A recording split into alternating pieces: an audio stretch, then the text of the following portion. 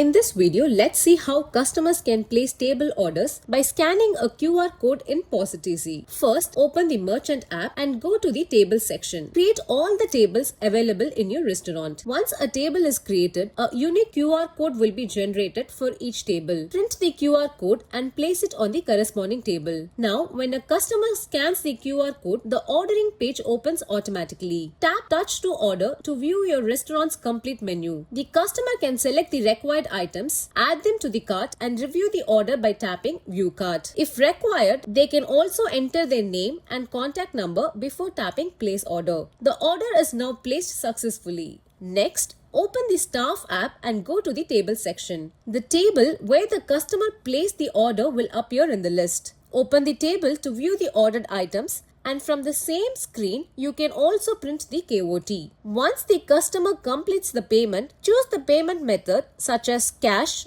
GPay or any other option, then tap Print and Close. The bill will be completed and the table will be closed automatically.